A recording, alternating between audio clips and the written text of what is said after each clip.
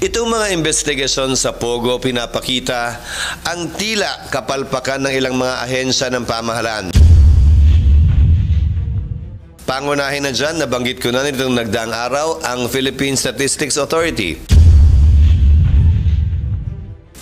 Paano nga ba nakakapagpaproduce ng mga birth certificate na hindi naman pala totoo ang mga nakalagay doon? Importante at mahalaga to dahil ang ating government ID, ang ating passport, nakabase lahat yan sa birth certificate. Kung hindi pa na natin pwedeng pagkatiwalaan ng birth certificate, paano na yung ibang mga government identification cards na ini-issue natin? Dapat malinis yan, matanggal kung anumang sindikato meron dyan, at tiyakin na may check and balance tayo sa PSA. Sa panahon ng AI, walang dahilan para hindi pa nila matunton at mapigilan anumang uri ng pamimeke sa loob ng ahensya nila mismo. At ang pangalawa ay ang Bureau of Immigration and Deportation. Bakit?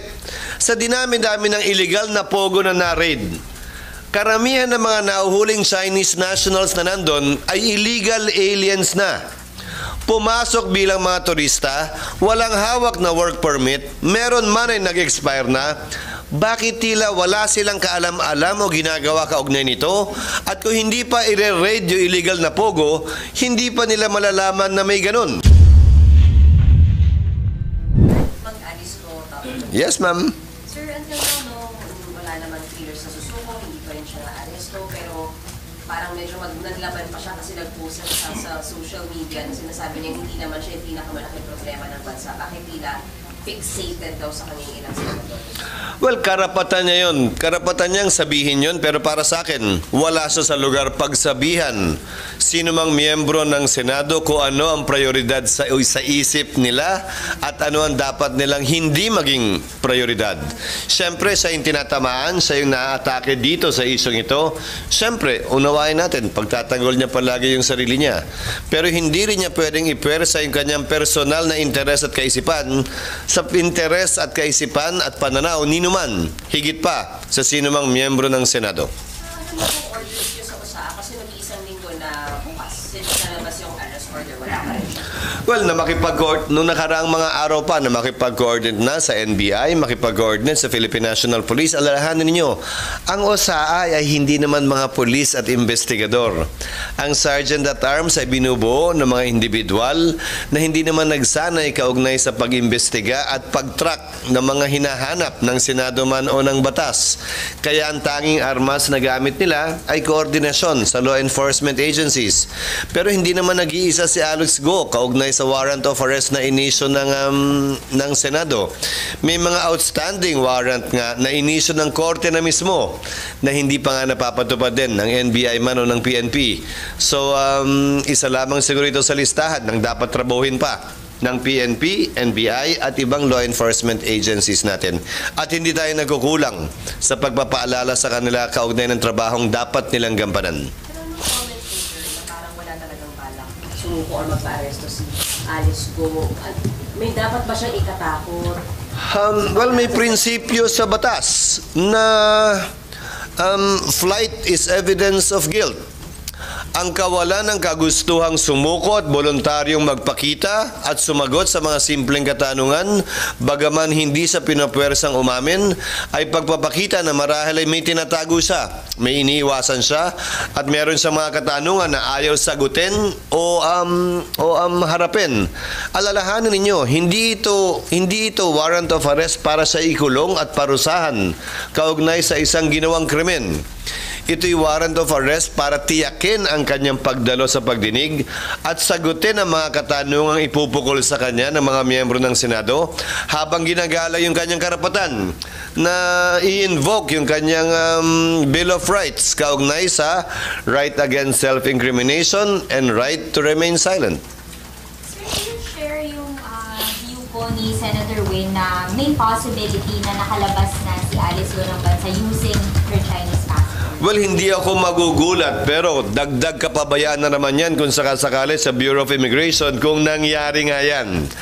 Bagaman walang hold departure order pa sa ngayon na iniisyo ang korte laban sa kanya. Siguro naman dapat may impormasyon ang ating Bureau of Immigration kung siya nga ba'y nakalabas na ng bansa gamit man ang kanyang Philippine o ang kanyang Chinese passport. Pagpapakita yan, hindi lamang ng kapabayaan kundi negligence kung sakasakali ng ating Bureau of Immigration. Sugpo na... Sorry, nag-Bicol ako. Galing lang ako Bicol. Dagdagan ko na rin. Sa Bicol kasi sugpon eh. Dagdagan ko na rin. Itong mga investigasyon sa Pogo pinapakita ang tila kapalpakan ng ilang mga ahensya ng pamahalaan. Pangunahin na dyan, nabanggit ko na nitong nagdaang araw, ang Philippine Statistics Authority. Paano nga ba nakakapagpaproduce ng mga birth certificate na hindi naman pala totoo ang mga nakalagay doon? Importante at mahalaga to. Dahil ang ating government ID, ang ating passport, nakabase lahat yan sa birth certificate.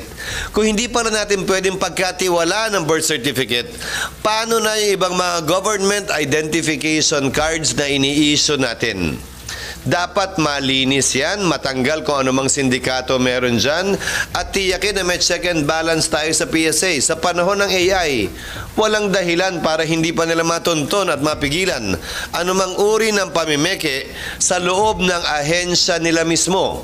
At ang pangalawa ay ang Bureau of Immigration and Deportation. Bakit? Sa dinami-dami ng illegal na pogo na na-raid, karamihan ng mga nahuhuling Chinese nationals na nandun ay illegal aliens na. Pumasok bilang mga turista, walang hawak na work permit, meron man ay nag-expire na. Bakit tila wala silang kaalam-alam o ginagawa kaugnay nito? At kung hindi pa i-raid yung illegal na pogo, hindi pa nila malalaman na may ganun. Maganda rin malaman mula sa Bureau of Immigration and Deportation. Ilan nga ba yan? Ilan nga ba ang inisuhan nila ng work permit kung sakasakali?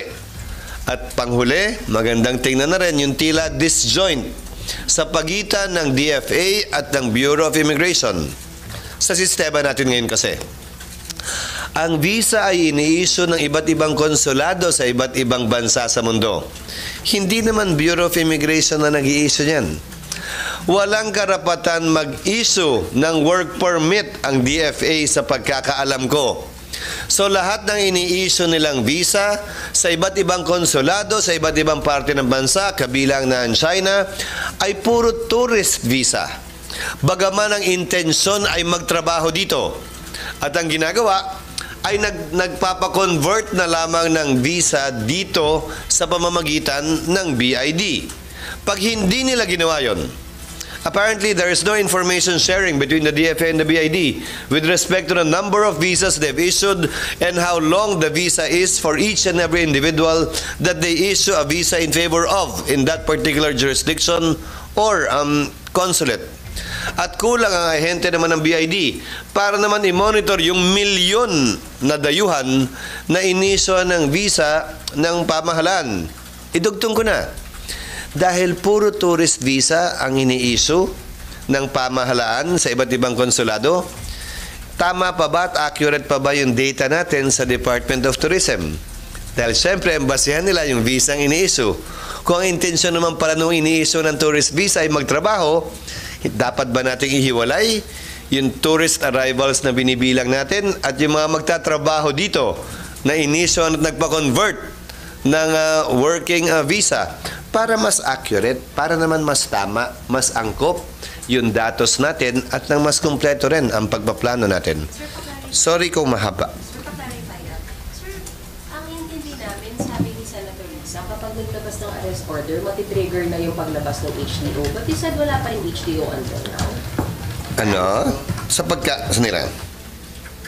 Text na isa ako. Sa pagkakaalam ko, ang pwede lamang mag-issue ng hold departure order ay husgado. Walang kapangyarihan ng BID, Bureau of Immigration, mag-issue ng hold departure order. Ang pwede lamang nilang i-issue ay lookout order. Ang ibig sabihin ng lookout order, look. Tapos, pagpa-out.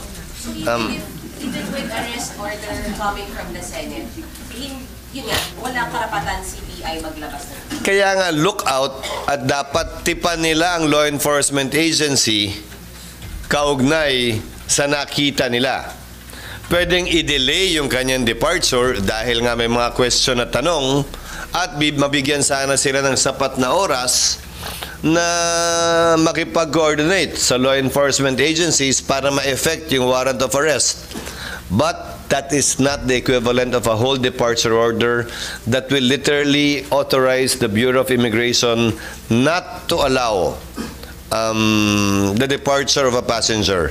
Ngayon, ang magandang tanong, bakit pa makakaalis yung may lookout order samantalang yung walang lookout order na pinrofiling lamang nila, pwede nilang i-offload? Hindi ko alam ang sagot sa tanong na yon.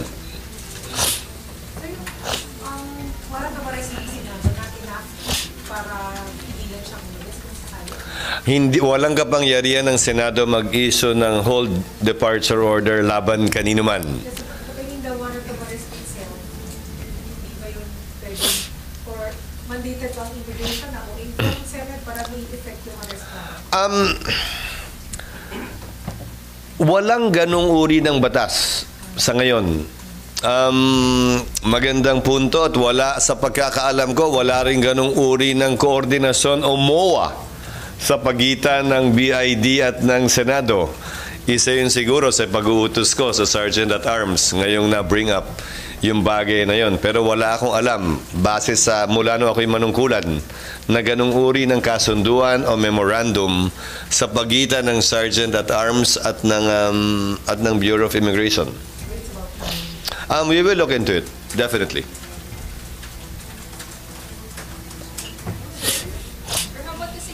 Mga senator, sabi po ni Senway, nakausap na rin daw niya. Actually, nakausap niya ako kaugnay sa seguridad na hiningi niya nung siya ibibisita sa ilang pogo hubs na illegal. Partikular, kung naalala ko ng tama, nung siya nagpunta sa Banban, sa Alabang Bayon, at saka sa Porac. Pero kaugnay ng dagdag na seguridad mismo ng senador. Ulitin ko, ang OSAA ay hindi binubuo ng mga pulis o sundalo na may VIP security training. So, ang dagdag na seguridad ay i-coordinate kung kailangan ng tulong ko sa Philippine National Police Police Protection Group. Pero yan ay personal na bagay sa parte ng miyembro ng Senado kung sakasakali. Dahil kung security niya yung personal, makakasama niya yan saan man siya magpunta. Hindi para sa akin na ako ang pumili kung sino yun. Sila ang dapat pumili kung sino yun at kung ilan ang kinakailangan para payagan sila ng Philippine National Police. The most that I can do as Senate President is to simply facilitate and endorse the same to the Philippine National Police.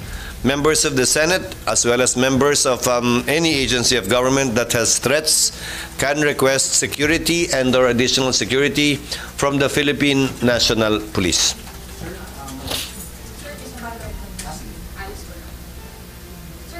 Yes, ma'am. Sir, on Narinig naman, okay na. Sir, on Nancy Gamo, sabi ko kahapon ni Senator Win, hindi siya keen on letting her go kasi baka hindi umattend sa next hearing. Ano pong I leave the matter to Senator Risa and to Senator Win. That's why I referred her letter to them. They were the ones that recommended the issuance of a warrant and detention. I signed the warrant, and any change in that disposition would have to be recommended by them again. That is my position. And I do not want and I will not exercise my discretion without the input or recommendation from the members of the Senate and chairman who is handling the committee that so recommended the issuance of a warrant. Sir, you said the other day, sir, tingin nyo pwede naman siyang pauwiin? Hindi tingin ko. Sabi ko, ang desisyon ng chairman, desisyon ng committee yan kung sakasakali. Hindi para sa akin na pagpasahan yun. I will always defer to the recommendation of the member of the Senate in charge of the particular investigation. Mas nasa tamang lugar at posisyon siya para alamin at malaman kung anong dapat gawin. Hindi ako. Sir, update po pala dun sa nabanggit na before na review dun sa rule na bawal yung budget. Ginagawa na namin ngayon. Hopefully by next week, malabas na namin yon. Of course, we would have to get first the opinion of the other members of the Senate. The rules were issued without being consulted to any member of the Senate, as I recall, being in the Senate for 14 years. I think these rules even antedated my being a senator way back in 2007. So we will do the proper and right thing, route this, and get the opinion of the other members before we finalize it. Sir, your office or sino po yung mismong... The Office of the Senate President is the one that's authorized to issue through memoranda rules and regulations with respect to incarcerated or detained individuals by virtue of the warrants of arrest issued by the Office of the Senate President. Pero sir, kayo, your opinion or of the position na pwede naman? Oo, hindi naman kulungan to. In fact, sila'y nilalagay sa isang kwarto. In fact, ang hinanapan ko pa ng paraan sa labas ng Senado, meaning sa facility ng Senado, dahil kapag sa loob ng facility ng Senado, kahit sa bagong building, ay patay ang aircon ng weekend. So kailangan nasa struktura sa labas. Hindi naman pwedeng walang hangin kapag Saturday, Sunday at Monday to Friday lang. So kasama yon sa aming ginagawa na rin ang solusyon at resolution. Alis ko po. Maging yung Senate building na. Sir, doon pala sa ethics complaint pala muna, sir. How do you view yung latest developments dun sa ethics case ni Senator Cayetano? And so far as Senate buildings, new Senate buildings concerned, my second question is, do you have any new directives in so far as the construction of the building? None. According to Senator Cayetano, no new directives. According to Senator Cayetano, hopefully by mid-August at the latest, he would be able to complete the review and within that same month, make the corresponding recommendations. Ipagbibigay alam namin yan sa mga miyembro upang kunin din ang kanilang opinion at pananaw. Kabilang na at ang pinaka-importanting bahagi doon, yung halaga para matapos at makumpleto na yan at yung timetable kung kailan kami tunay na makakalipat na ng buong buo at hindi hulugan. Sir, sa ethics complaint naman, sir, kasi parang right now, medyo, while both senators are saying that they're ready or willing to be subjected to conciliation, pero parang ayaw naman nilang matras dun sa substance ng kanilang mga nirereklamo sa isa't isa. Para sa akin, sa tagal ko sa Senado at gayon din sa pamahalaan, sa buhay na rin, isasama ko na, wala namang bagay na hindi naghihilom sa pagdaloy, paglipas ng panahon. At naniniwala ako na hindi man ngayon, malaki ang posibilidad na bukas makalawa. Hindi man sa susunod na linggo, maaaring sa susunod na buwan. Pero sa dulo, mga veteranong senador na ang pinag-uusapan natin. Pag-graduate na si Senator Nancy, minsan ang nag-graduate si Senator Cayetano at bumalik. Sanay sila sa ganitong uri ng mga sitwasyon, pero alalahanin din natin na tao sila, may damdamin, hindi robot at makina, na naaapektuhan din ng tulak ng kanilang mga nararamdaman at damdamin. Importante at mahalaga, hindi lamang para sa akin bilang tagapangulo ng Senado, pero sa parte din ng ating mga kababayan, naunawain at tanggapin yan. Ganda ng mga picture niya. Thanks. Sa Monday opening na, ano yung mga priority? Dahil mag-profile sila ng COC sa October. Medyo mahati yung mga senador. Actually, hindi ko pa nagagawa yung talumpati ko. Isa yan sa mga gagawin ko pagkatapos ng press ko na ito.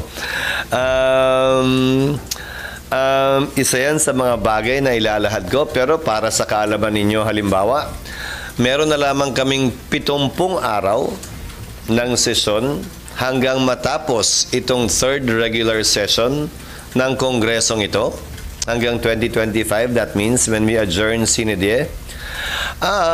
Kung ilang beses man kami makakapag-sesyon ng Huwebes, may karagdagang 23 araw yon sa kabuuan ng 93 days. So, sisikapin namin na mapunuan yon ng pagpasa, pagtalakay, pagdebate, pag-ayos at pagpasa in that order ng mga makabuluhang panukalang batas na kinakailangan ng ating bansa, national man o local. Specific bill na kayo po mismo, kasi si President po may sasabihin sa SONA, but kayo mismo, meron ba kayong parang bills that you would want passed? Isa yan sa pagpapasahan ko pagkatapos ng press ko na to, pag sinulat ko yung aking talumpati o binuo ko yung aking talumpati. Sa totoo lang, medyo nagpapanik na ako at hindi ko pa nasisimulan. Pero ngayon ko lang kasi gagawin eh. Dati nakikinig lang naman ako eh. Sasabihin pag talumpati ng Senate President. Ito ang unang pagkakataon din. Bahagi ito sa listahan ko ng mga una sa buhay ko. Unang pagkakataon din na magbibigay ako ng talumpati sa pagbubukas ng Senado. Pero dahil dito, marami ako natutunan actually. Kaugnay ng Senado. Huwag na off the record ato kung gusto niya kasi hindi naman talaga. Naka-live ka. Ay, okay. Marami ako natutunan sa data tungkol sa Senado.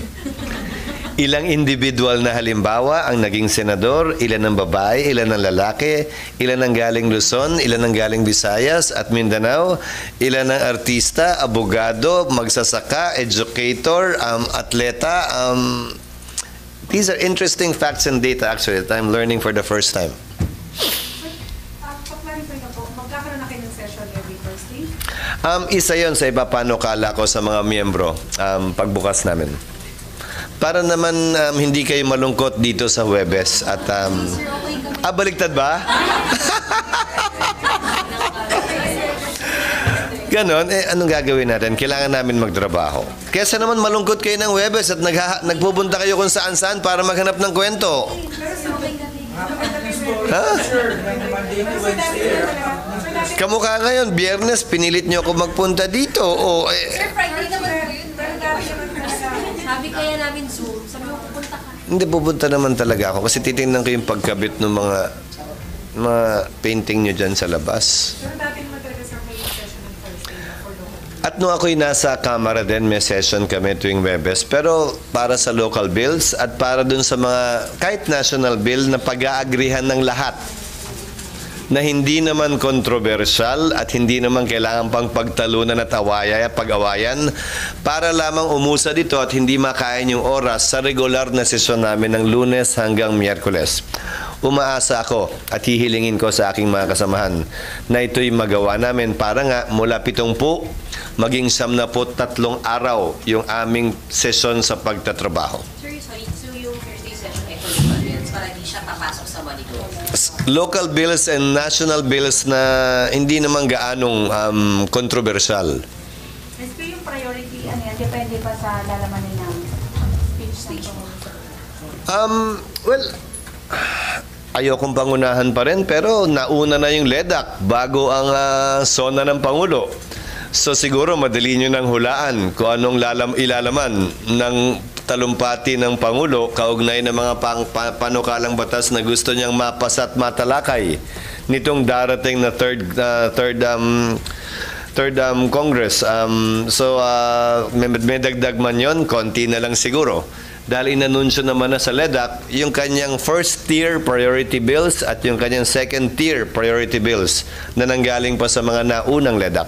Sir, marami po dun sa mga bills passed na sa House pero pending pa sa Senate. Are you confident, sir, na within, sabi nyo nga po, 70 days, maihahabol pa yung other bills? Considering also, sir, na yung elections, then mga re-electionists baka maging busy na sa campaign. Well, nagbabago din kasi. May ilang mga panukalang batas na priority at in-identify na priority noon. Subalit dun sa pinakahuling LEDAC ay tila hindi na o hindi na muna. Kabilang na yung, if I'm not mistaken, don't hold me on this, yung PIFITA,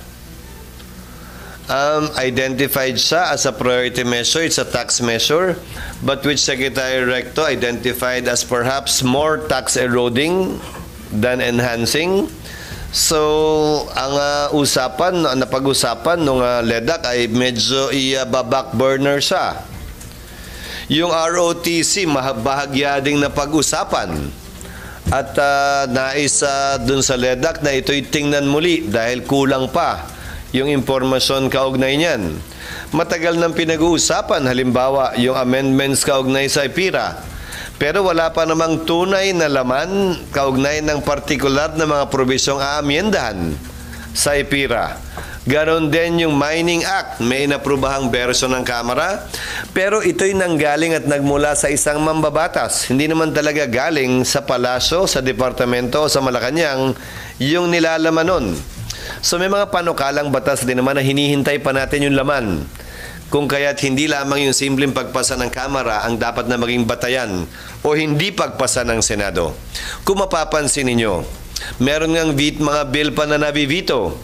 Ibig sabihin, pinasa na nga sa Kamara, pinasa na nga sa Senado, pero hindi sang-ayon ng Pangulo. Sa parte ko, mas nanaisin ko na liwanagin at klaruhin ang mga bagay-bagay na ito kaugnay sa kagustuhan ba talaga o di kagustuhan ng palasyo upang sa gayon ay hindi masayang ang aming oras sa pagpasa ng mga panukalang batas na ibivito din lang naman pala. Hindi ito ang unang pagkakataon. Yung latest lamang ay yung sa PNP Reform Bill. Sir, sorry, isang tanong lang. Apo. Attend po kayo sa Jimmy Gala tomorrow, sir. Sorry. Hanip naman sa... Parang off naman yun. Ayaw mo nga pagkatapos na natin dito yan. Go.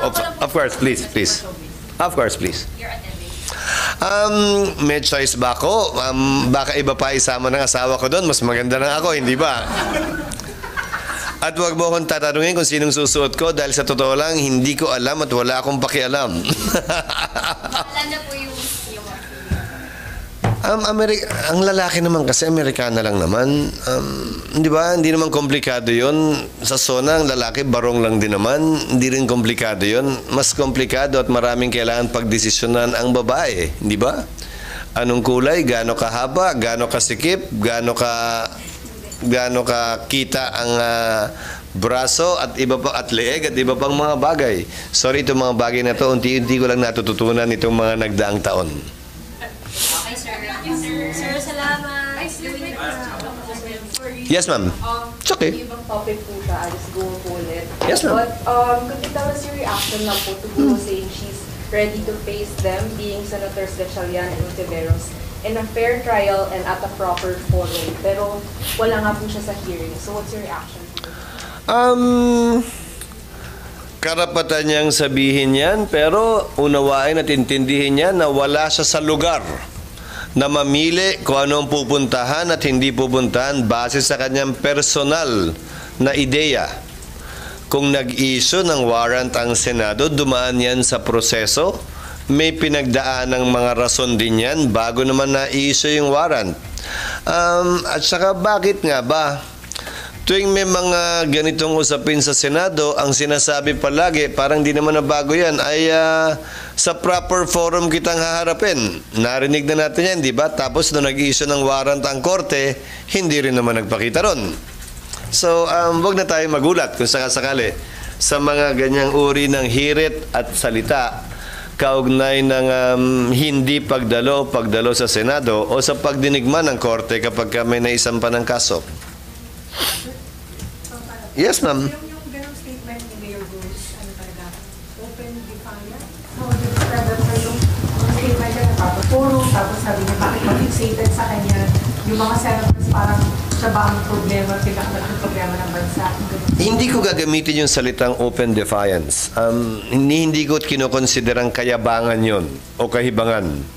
Tinuturing ko lamang yon na isang tao na marahil ay nasusukob na, ika nga napapaligiran na ng mga kaso at problema, at ang tanging sinisikap ay pagdepensahan yung sarili niya sa pamamagitan man ng pananalita o pagtatago.